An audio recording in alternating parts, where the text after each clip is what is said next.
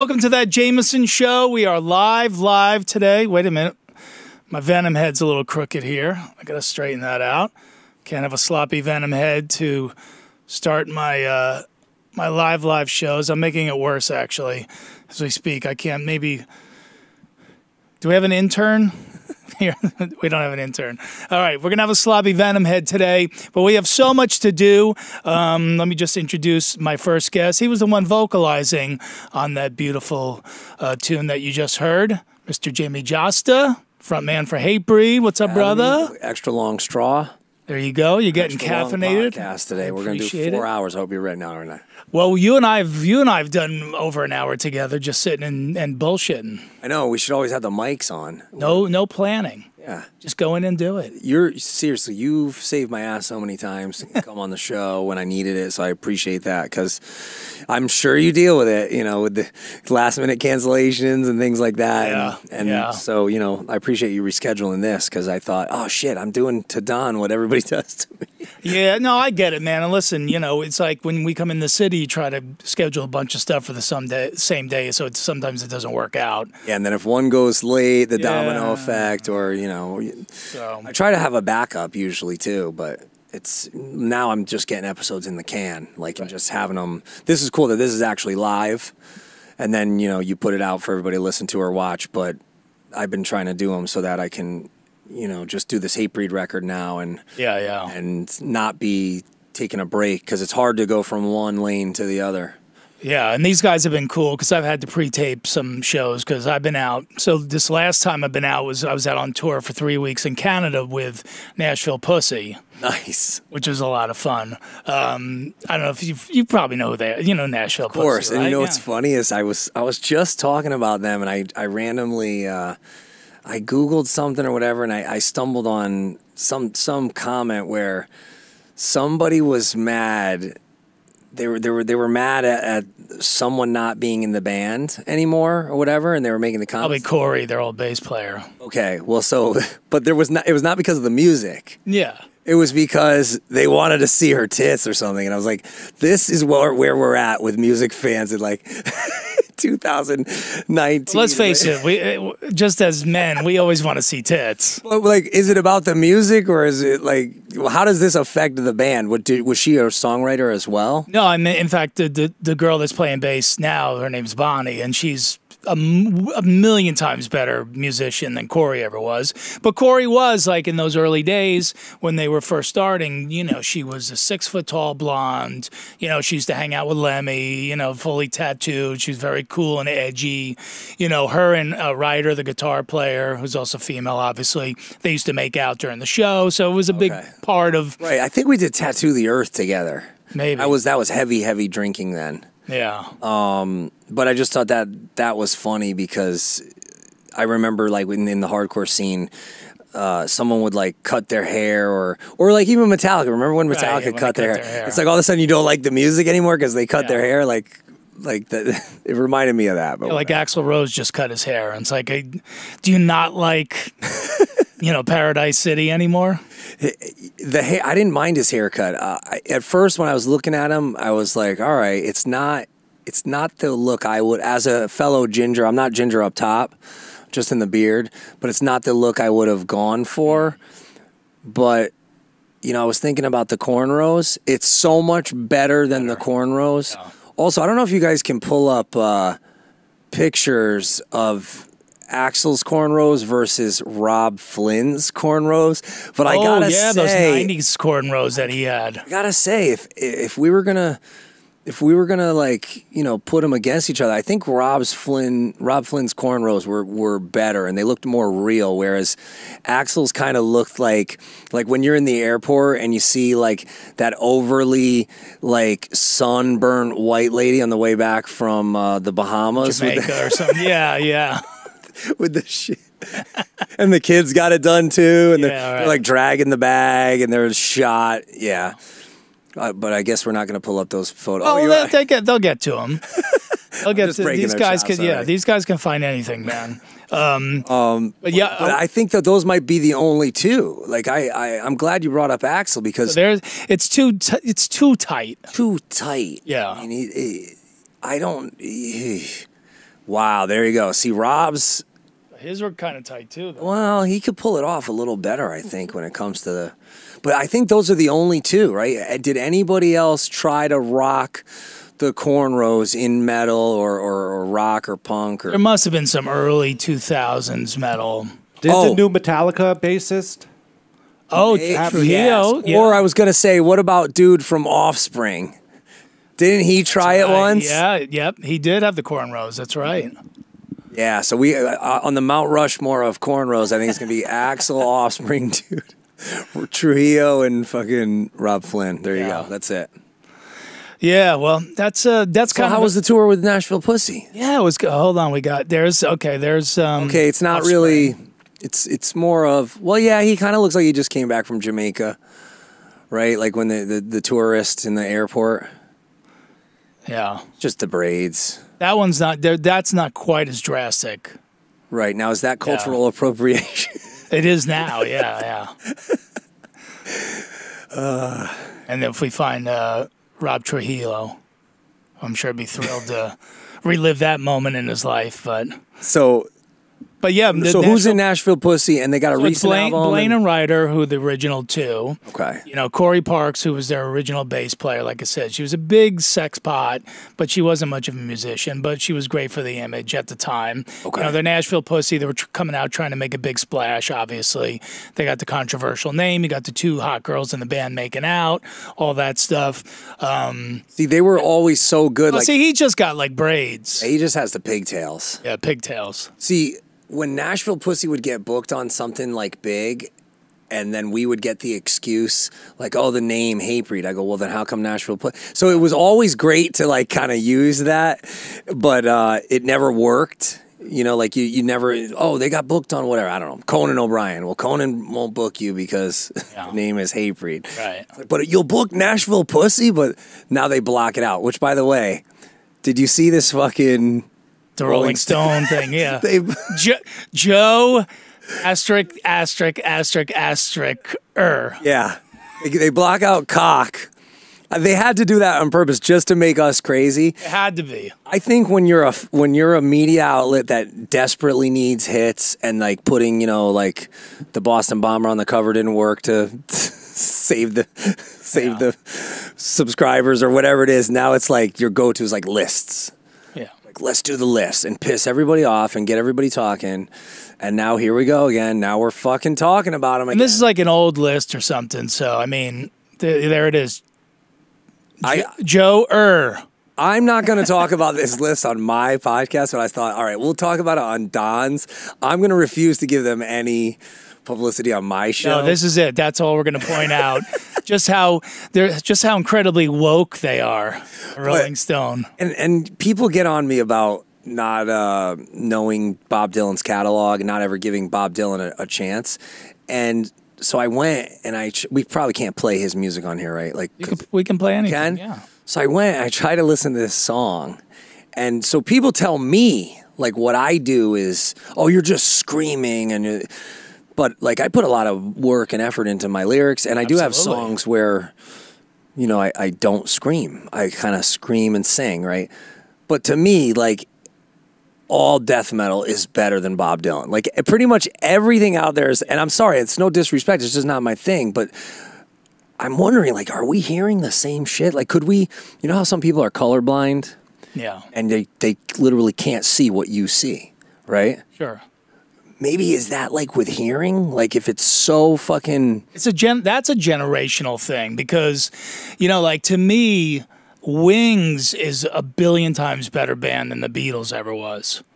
But that's because I grew up post Beatles, you know. So to me, I don't get wasn't Silly Love Songs was Wings, Band on the Run. That's a good one. All that stuff. You're right. I think I like Wings better than... Wings is way better. But I think I like Wings better than the Beatles. Wings a million times We're going to be pissed off about that. I'm sorry. And She Loves Me, yeah. Ugh. Horrible.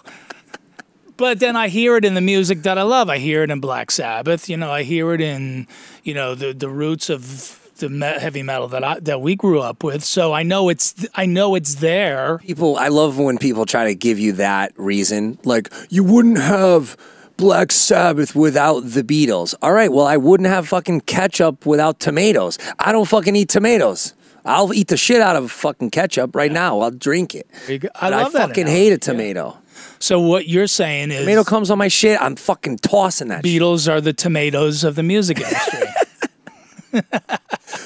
But you know how like you can... And Wings is the ketchup. Well, you know how your taste can like change over time? Baby, I'm amazed. Come on. Oh, that's good shit. That's a good one. Yeah. But so people were pissed that Bob Dylan was higher up than Axl or whatever. And then there's this new part of Twitter which is pretty entertaining, which they hate metal and they hate rock.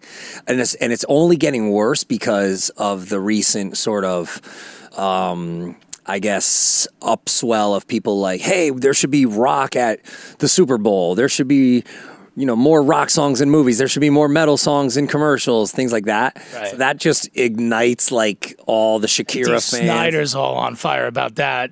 Rock acts at the Super Bowl, of course. Yeah. I got them all worked up. Yeah. And I did a tweet about it too, and I had a lot of angry J-Lo and Shakira fans coming at me, but I don't. You have to follow me. Why are they following you? Oh, you have to follow me for me to see responses. So they figured that out. Why are those people following you? So that I could see their response. Oh, I see. Then they unfollow me, so now I can't see their response. Right. But it's fun to make them follow you just to talk shit. And reading their responses, they're talking to me like I'm not a fan of Shakira. That's not the fucking point. I love Shakira. She-Wolf is a hit. Play She-Wolf right now. I used to dance. My daughter, when she was little, she'd stand up on. My daughter was like this big. Please don't play it. She loved the She-Wolf. Anyways, Shakira can actually sing. She doesn't need all the bells and whistles. J-Lo, not so much. Yeah. Right? Like, that's, I think, and that's okay too. But D has a point. You're gonna play Ozzy, Welcome to the Jungle, fucking Rage Against the Machine, right. All these rock songs. Take it in your stadium the whole time. They're not playing no Shakira or J-Lo. No. I was just at a. No, we won't get into it. Yeah, but D makes a good point. Right. So now I don't want Maroon 5. I don't want to see Maroon 5 on there. I don't want Adam Levine taking off his shirt and his nipples are coming through the TV and poking my eyes out. I don't want any of that. But also, think about what it did for Maroon 5. Not monetarily, okay? Because a lot of times bands just donate that anyways, right? They'll say like, or I don't think you get paid. No, I think it's like a buy-on tour now. Is it? Where you have to pay them.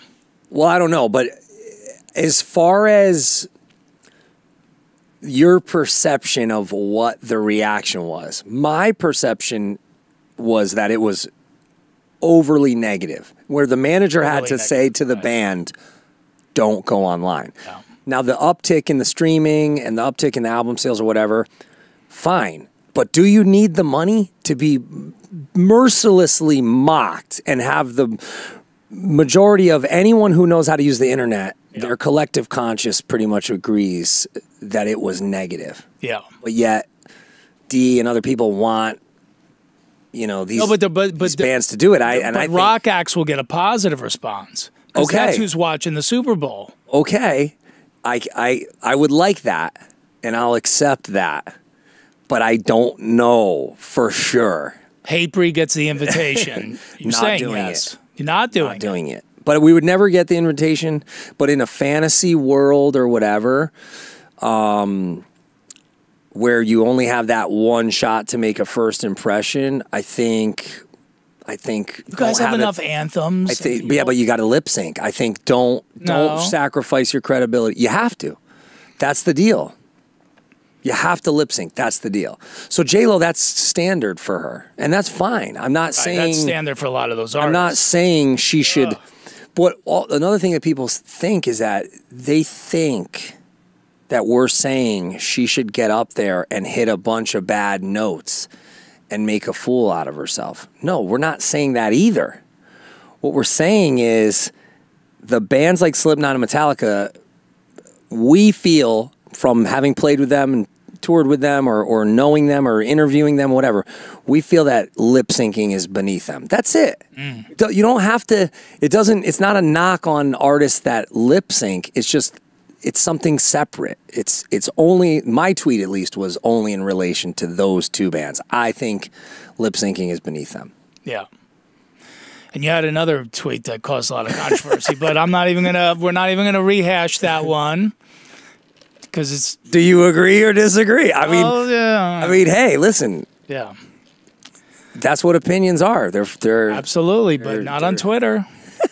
No. Again, hit the follow button if you want me to see your fucking. Here's a platform where you can voice all your opinions freely.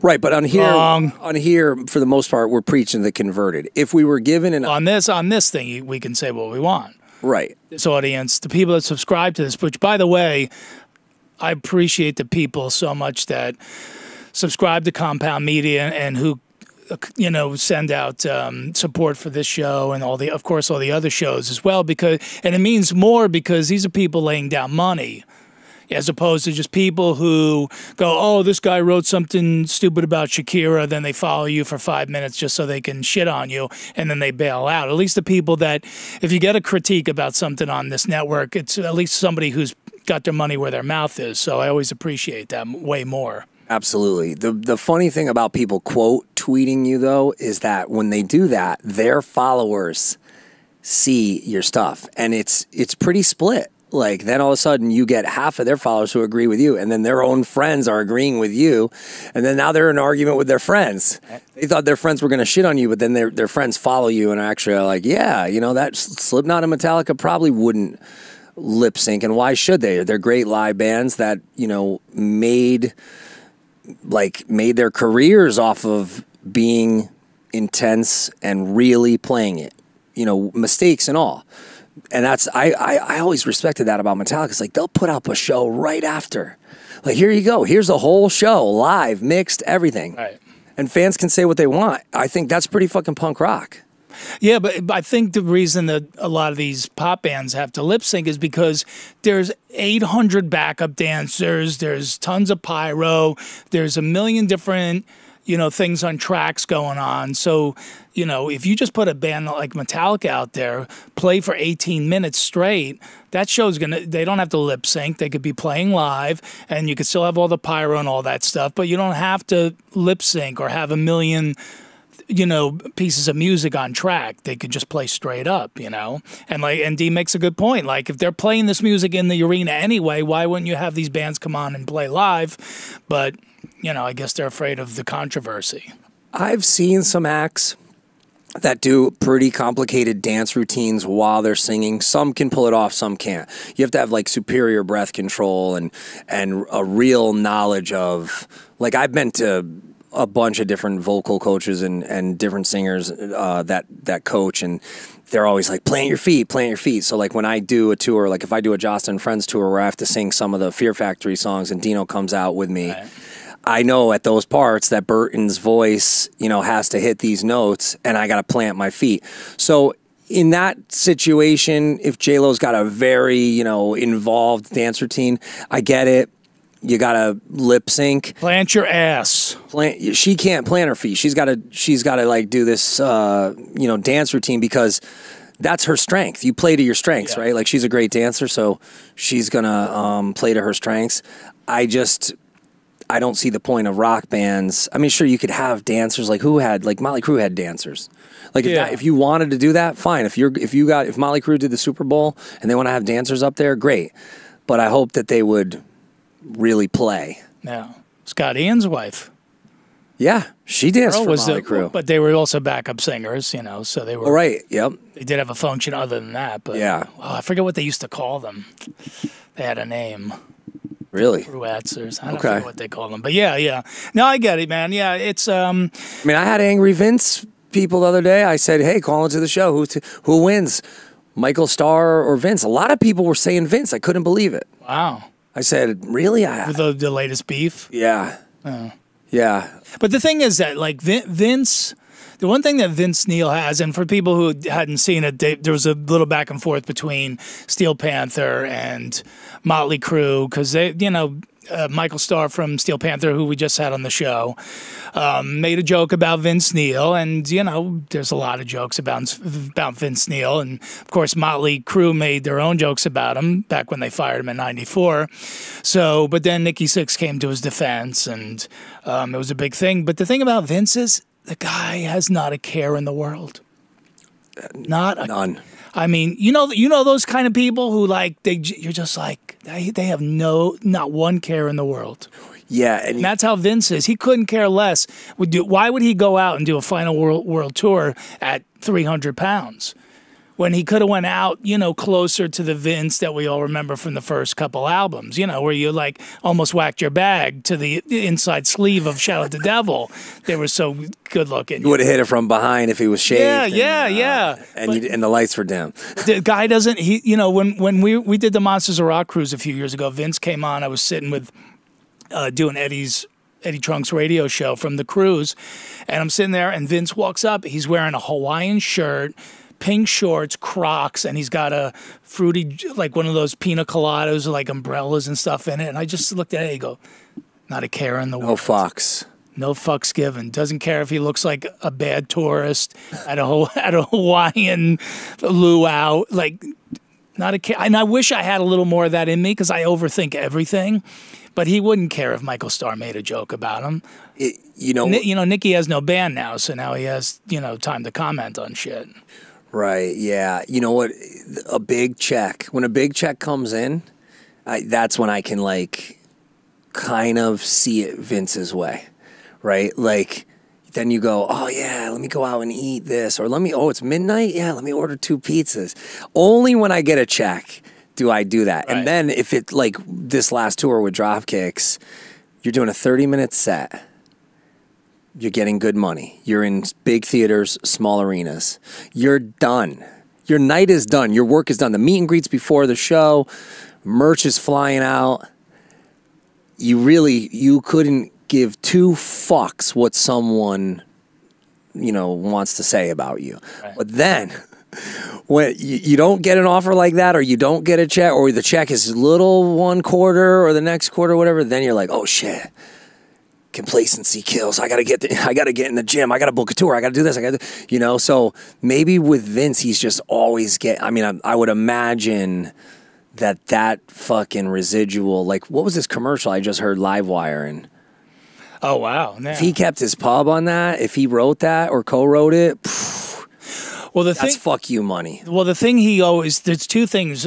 Number one is, after he came back in the band, he was based, you know, like Nicky and 10th Street, was it 10th Street Management? They co-own their Motley Crue, literally. Like, they own the name. The other guys are just salaries. But the one thing Vince has over everybody is like, I could charge you guys whatever I want because you can't do it without me. Right, so his salary he had that power for the last 10 years or whatever since or the last 20 years since he had come back into the band, where they could go, we're going on the road, and he goes, nah, I want 50%, or I don't do, because you guys can't do it without me. Right. What, are you going to go back to Karabi? Didn't work that time, and you're not going to get a third guy, right? So he always had that power over those guys, even though Nicky and the management company had the name. And then the second thing is, he's the only guy still doing Motley music. So his solo band went from whatever, let's say $10,000 a performance to 40. Because if you want to hear him play, if you want to hear Motley songs, that's the only guy that's doing them. Anytime I see anyone kind of dissing, come on, you can't. Not a care in the world. Anytime I see anybody dissing like that casino circuit or that like county fair circuit or whatever, I say, look. And a lot of times they're in bands, like small bands that are playing like bars and pubs. Yeah. I'm like, look, one of these shows is more than you make in a year of touring. Yep. So don't knock it until you're given the opportunity. No. And you can only hope that you'd be in a position to do that one day as a musician. Like, unless, you know, you want to go back to a 9-to-5, or you want to go back to the van, or like me, I toured in cars. I toured in other people's vans. Hey, we don't even have a van. Can we ride in your van? I've done that. Yeah. So, you know, like, say what you want about Vince. I get it. He's used, his position to stay out there and keep giving audiences a show, and the audiences are going. But as far as like Nikki and the management, whatever, I was impressed with the movie, and I know just from knowing small like indie filmmakers, I know how hard it is to get a movie made like that. And I know how many years it took to get the movie made, and I thought the movie was well done, and I really commend them for. I mean, anybody, if you can make an album, or you could write a book, or you can, make a film, whether or not you like the content of the book or the album or the film, you still got to give the people that respect, because they're out there doing it. They're not sitting on Twitter going, like, whatever. I mean, and maybe Nikki had some time to pop back at Steel Panther, and they can call him on his hypocrisy. Yeah. Because they obviously, wasn't the whole book backstabbing each other? Yeah. Right? Pretty much. But we're talking about it on the show. We're getting entertainment out of it. We're getting value out of it. Yeah. Right? So. No, look, I mean, I think the Dirt was the right tone for the band and all that. There wasn't going to be like Bohemian Rhapsody or anything like that, right? You don't want to build it up that much. And anybody that was saying any of the stuff in the film was in bad taste or misogynistic or whatever, that is a hip hop fan, you're being the biggest hypocrite. Yeah, and I saw it on Twitter. It's like, look, I know people are on current hip hop tours with these young mumble rappers and stuff. We all know people in the industry, monitor guys, lighting guys, catering people, whatever. You think what Motley Crue was doing is even compared to what's going on now with social media? Yeah. Oh, I was at a concert, I won't say who, but there was a little room. There were some artists that were the opening artists, not the headliner, but the opening artists. They had their little thing going on, and it was no different than what Motley Crue was doing. Right, but they didn't have the social media, so right. they could be really out in the open. And it's consensual. Yeah. They're lining up to go backstage with these guys. Lining up. I toured the outfits and the whole thing are even more revealing and more wild than the hair and the tops and the skirts and the heels than in the 80s. So I was there. I witnessed it with my own eyes. So it's funny how this hypocrisy is kind of like this cycle. Yeah. Well, because again, we're all very woke now, right? And look, I admit I never listened to Joe **** in my life, but Joe Cocker. Yeah, Joe Cocker. But I toured with a bus driver who drove Motley on the Girls tour. And he was like, yeah, they would put a whole bunch of women in a room, and the guys would just come in and go, that one, that one, that one, and that one. And each one would pick 4 girls, and that was it for the night. Dude, we had completely out in the open. We had the driver of the R. Kelly Ghost bus. Wow. I said, first of all, is this the bus? He's like, no, this is not the bus. You wouldn't want to be on that bus. I said, imagine if you took a black light on that R. Kelly Ghost bus. It'd be like a CSI episode. Yeah. You'd just be like, burn it with fire now. But I said, oh, so what was, and he would kill me for even saying this in public. He probably. Well, you didn't say his name. Well, he was telling us that, like, the wife didn't know, and he would just load this bus up. Yeah. With chicks. Can I see some ID? Because it's 18 and under only. And so the bus would be parked in front of the venue, and it was the Ghost bus. You didn't talk about it. It wasn't on the tour, but and he would sneak over to that bus and just while out. Oh. Scumbag. Yeah. Allegedly. This is all allegedly. No, it's not. No, it's not allegedly. I don't need any Come lawsuits. on. No, yeah, believe me. Yeah, I'm sure they'll. No, actually, all the. You don't need any lawsuits either. So all the stuff about look, I know for a fact R. Kelly is innocent. Bill Cosby told me. So, but anyway, yeah. So I did this Nashville Pussy tour. I was going to show some photos of it real quick. Because we were talking about the van tour. So this was a van tour. I went out with Zach Sabbath over the summer. We had a nice tour bus and all that. That's the Pussy van right there. Lots of van naps in that thing. That was in Ottawa right there. But that's how we toured Canada, all the way across the country in that. And we'll go to the next one. That's I was on stage, so I'm direct support, and that was my birthday night in Montreal, and they came up and brought me a cake on stage, which was really cool. And we'll go. That's Canadian Budweiser. I think it's called. I know it looks like Bud, but I think it's called Standard Lager. Interesting, Standard Lager. Lager, and it pretty much tastes like Budweiser. So piss. Sorry about that. More or less. This is good. Wayne Gretzky wine. Wow. He's got his own vineyard in Canada, yeah. Wayne Gretzky has his own wine. 99 wine. Growing grapes in Canada? Oh, hey, they are, yeah. Wow. Absolutely. All right, next. There's them at Soundcheck. Tell you, man, better than ever, man. People are worried about the old bass player who could hardly play. Her and the new drummer. Hey, come on, man. Rhythm I'm sure section. she's a decent bass player. Well, yeah, she got better over the years, but this is the best version of the band. Go ahead, next. So you ever take the ferry out to like Vancouver? I mean, Victoria Island, BC? You have to like, actually go off the mainland. So I was on the ferry going out there. But Victoria is really beautiful out there, man. It's off the coast of Canada. You get some of that BC bud, brother. Oh, yeah. Smoking some of that BC. So that was on the ferry. And then great shenanigans backstage before the shows. This is Ben, their drummer. Oof, I don't even want to see this. Yeah, he found a conveyor belt. Is this like what you'll see on that Instagram account where this is like what Blasco posts? He found a tricycle and a conveyor belt.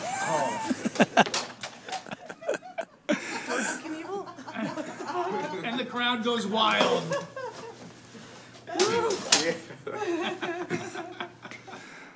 So how do you like it? It's good to let your drummer go down on a tricycle on a conveyor belt right before a show. You would have had to do your best Keith Moon after that. You would have to fill in. Broken hands and broken legs does not make for a good rhythm section, but... did you like it? It was good. It was a challenge up there because nobody knew me from that metal show, so it was just a rock and roll comic going up there. It didn't air in Canada? No. I got a couple people every show knew it because they either bootlegged an IP address or sometimes if you live like on an Indian reservation out there, they had it because they didn't have the strict cultural content rules. Oh, right, because it's got to be X amount Canadian shows every night or whatever, yeah. Meanwhile, they had the Kardashians and Honey Boo Boo and all that stuff while our show was on. It's like, you don't put that metal show on up there, which is because Canada's a great country for hard rock and metal. I mean, I'm sure you toured up there a bunch. It's harder now with the dollar, like making it work. Yeah. Like I just went, I had a bunch of Canadian, and I don't know why I didn't exchange it. And so I went to the exchange, and I was like, I think it was like, I don't know, $1,200, and they're like, oh, here's like $400. I'm like, what? How? This is like over $1,000. And like, oh, it's really bad right now.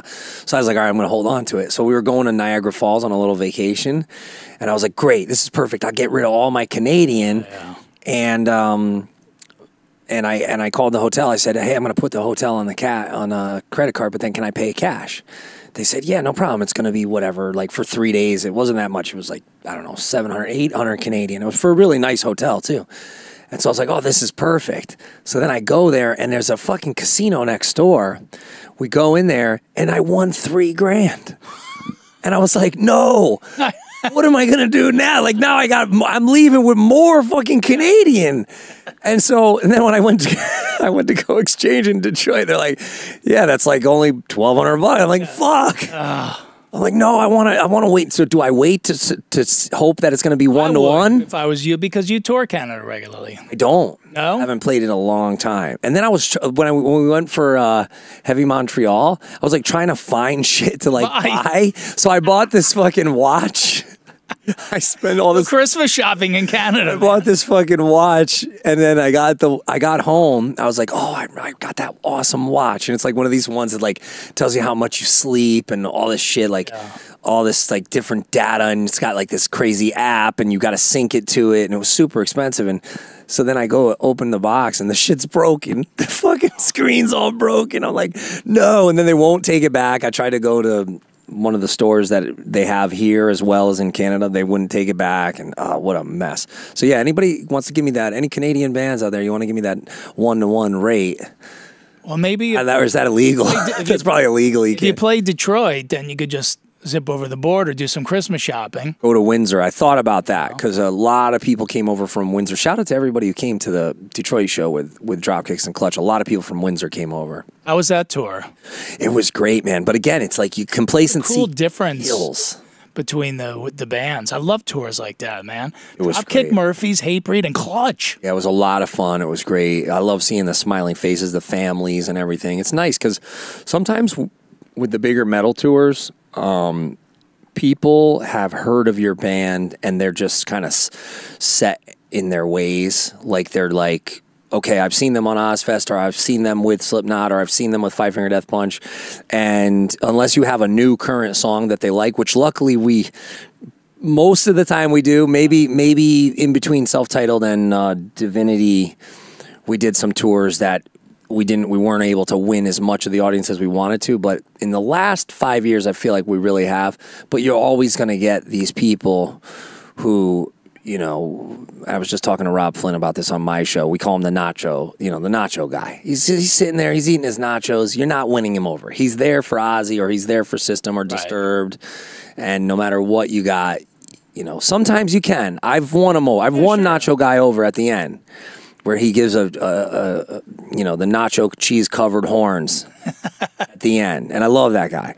But on this tour, it was cool because people who were super into punk and hardcore back in the late 90s, they now have families. They haven't seen Hatebreed since whatever, and they were psyched. Yeah. And they were like, I was joking around, you're coming out of Mosh retirement, you in the Bad Religion shirt in the back, you haven't been in a pit since 81, come on. And they had a really good time. We sold a lot of merch. It was a win-win. Yeah, well, you're always great working the crowd, and I should say thanks to people up in Canada who came and saw us. It was funny in Quebec City, which is mainly a French-speaking province. Love the Quebec. So that photo from Montreal where they brought the cake on stage. I'm talking to Mitch LaFon, who's a podcaster out of Montreal. Shout out to Mitch. And so he goes, where are you playing tomorrow? I go, Quebec City. He goes, are you doing your comedy act in French? I go, no. He goes, good luck, yeah.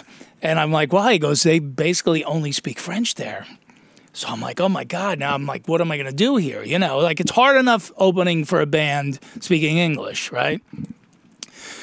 So I'm like, okay, wait, our merch girl is from Montreal. She's bilingual, right? So I brought her on stage with me in Quebec City, and I said, I told the crowd she's going to translate for me. And I said it in French, I said, je suis américain, je ne le parle français, mais mon ami Marie is going to translate, or whatever, And everyone started laughing. I told my first couple jokes, and the jokes killed. No way. So then I realized I didn't need her. But then it was great that she was there, because anytime I told a really filthy joke, I go, okay, now you say that in French.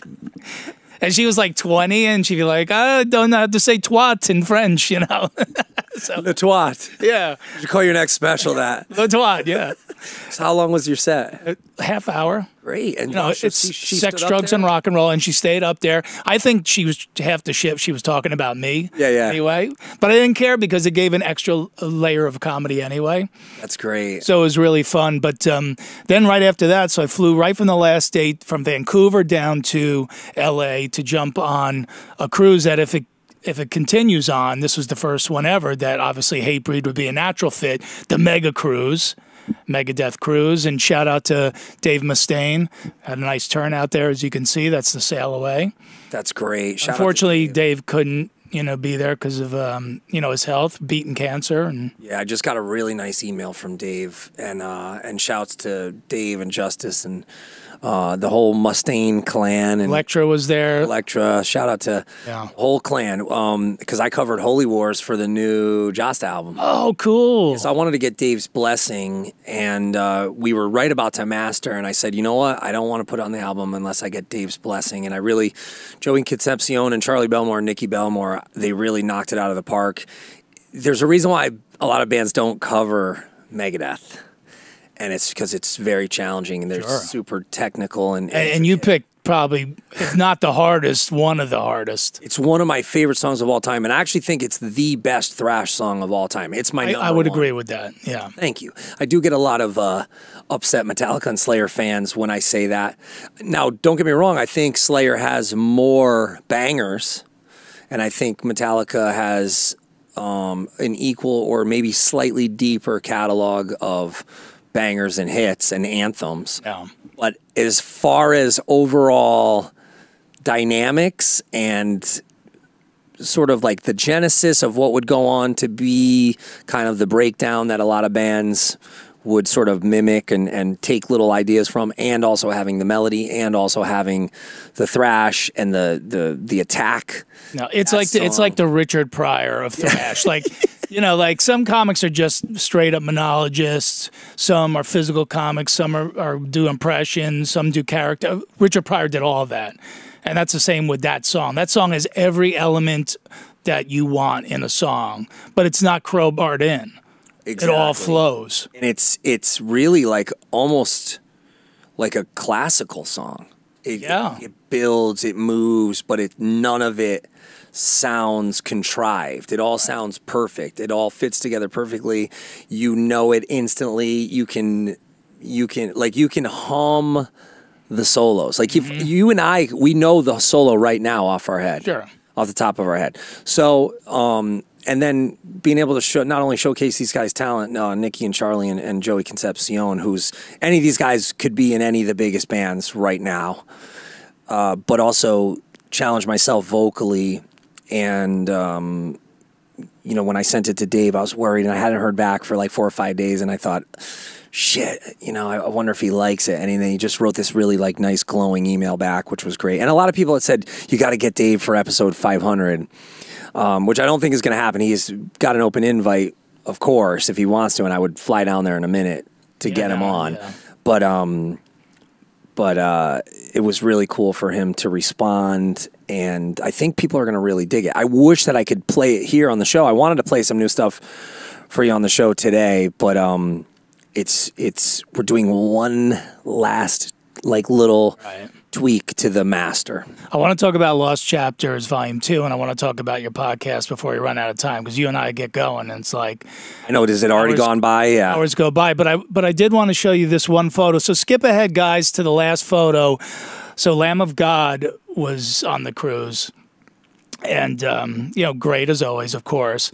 And they do these Q&As with a lot of the bands in the atrium area, and I just happened to be walking by when they were doing a Q&A, and someone was asking Randy about, obviously, his legal problems. You know where this is going already? I don't know, no.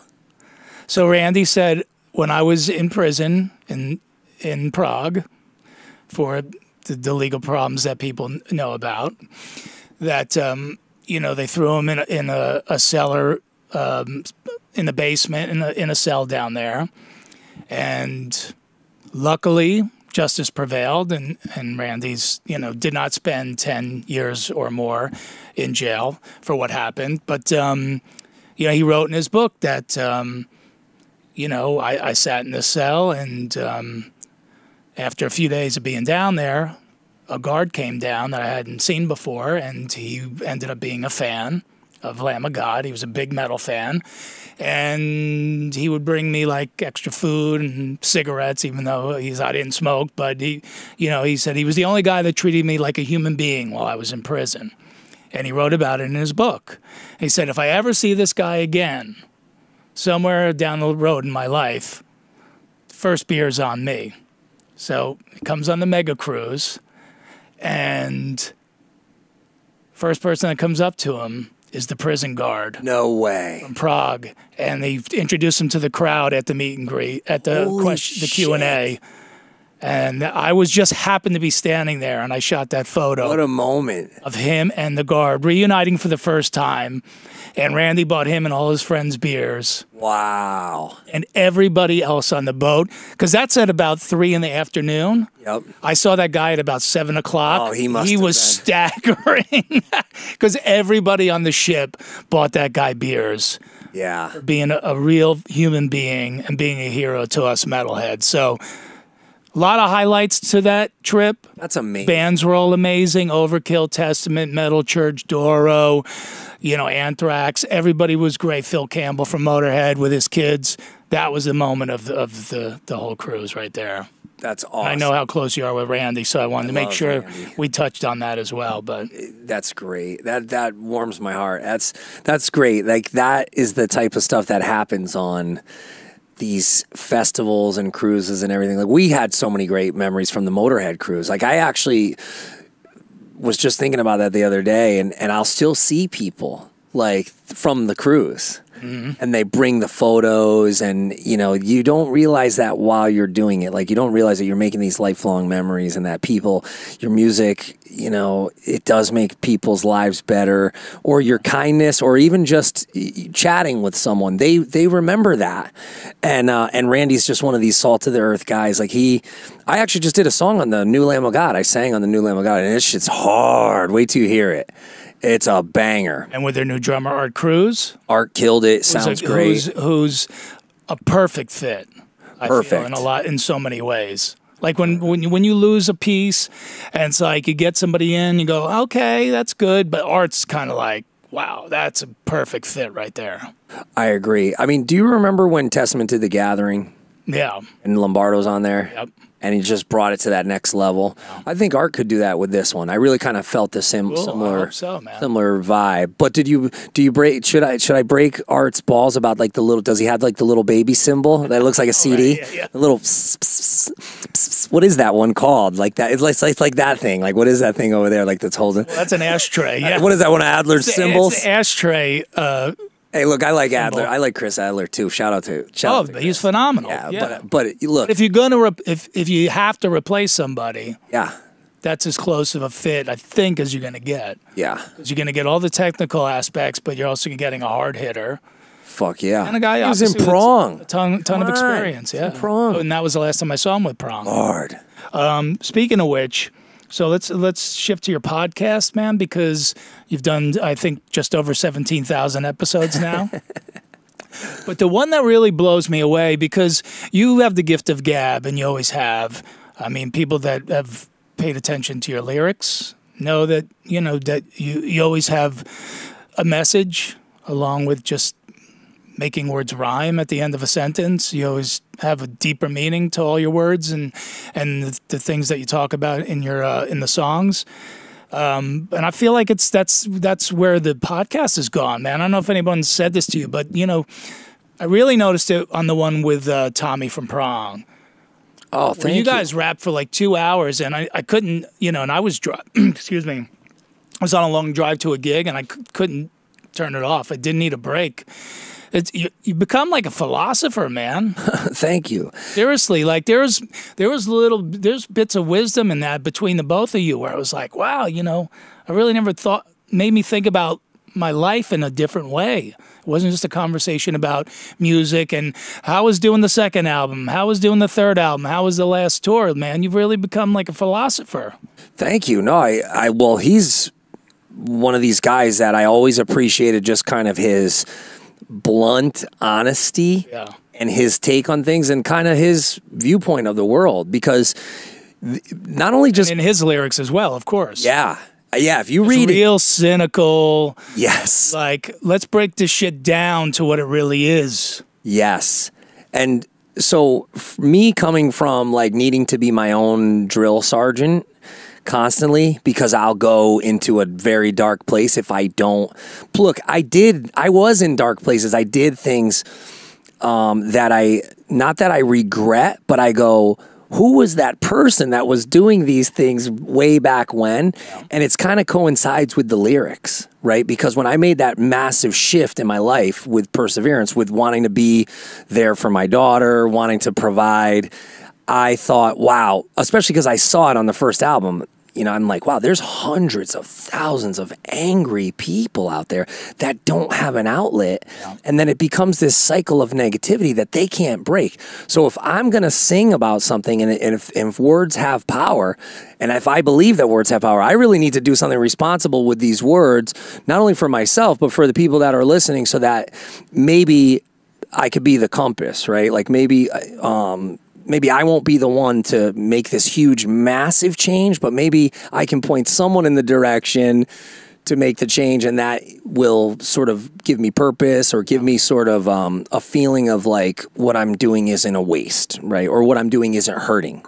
And so you're going to lose fans with that, right? And I've seen that with the podcast. Like I've had people say, there's too many social issues, too many topics that are uncomfortable for me, so I gotta stop listening or whatever. And I go, that's fine, because for me, it's not about It's good for people to not be too comfortable these days.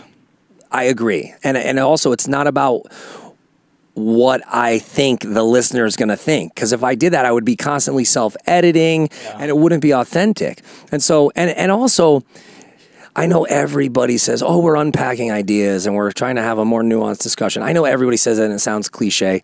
But really, when you really get down to certain things, like Tommy's talking about where the stuff comes from, like, is it narcissism? Is it ego? Like, what are we truly feeding? That you can course correct, right? Like, we all know brutal narcissists. Yeah. People who don't give a fuck. Like, if you and me walked in the street and got hit by a bus, it'd be like, oh, whatever. Like, I know motherfuckers that are really so self-absorbed, they don't care about other people. But when you talk to them and when you get an experience of like, Tommy's a great example. I'm glad you brought up that episode, but a great example of someone who just gets it, and he's not overly concerned with things that don't matter. Like he wants to go out there, put on a great show every night. He realizes his place in the heavy music echelon, and I'm like, we need to start honoring these people now, not when they're gone. And the thing is, with so many episodes of the podcast out, and the longer you do this, and the longer I do this show, like this is so much more free form than I usually do. I usually have very kind of a strict format, but we can improv off it. But I love shows like this, right?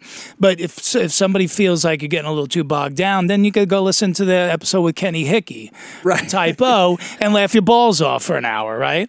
You know, right. So there is a balance to it. But they're not all bogged down in social things. And also, you're such a positive voice in general, you know, and especially for our music scene, man. And I always say this when people interview me, I just say, look, that guy is, you know, we need people like Jamey, man.